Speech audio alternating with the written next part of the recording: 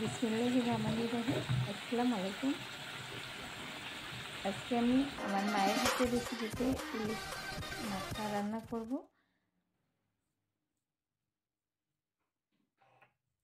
আমি এই যে মাছটা কেটে নিয়েছি, ইলিশ মাছ কেটে ধুয়ে পরিষ্কার করে আমি হাতে মাখা ইলিশ, এটা আমার মা এভাবে রান্না করতো, সেভাবেই আমি রান্না করব। আমি পেঁয়াজ দিয়েছি, কাটা পেঁয়াজ আলাদা আর বাটা পেঁয়াজ আলাদা, দুটাই দিয়েছি। জিরা বাটা দিয়েছি আর দিয়েছি হচ্ছে কাঁচামরিচ, তেল। আমি এখানে সরিষার তেল দিয়েছি, লবণ দিয়ে আমি ভালোভাবে মাখিয়ে, একটু পানি দিয়ে আরও ভালোভাবে মাখিয়ে চুলায় দিয়েছি।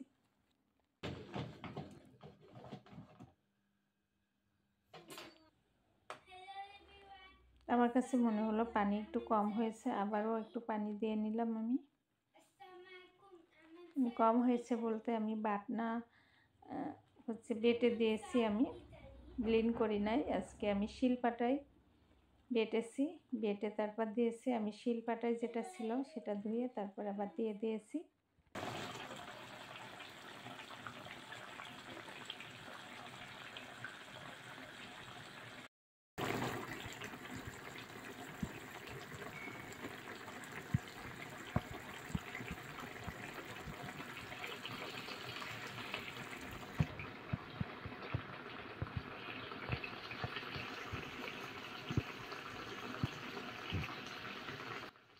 এবার হচ্ছে আমি একটু সরিষার তেল দিয়ে নেব, কারণ সরিষার তেলটা যদি এই সময় দেওয়া যায় দেখতেও সুন্দর হয়, খেতেও আলহামদুলিল্লাহ অনেক টেস্টি হয়।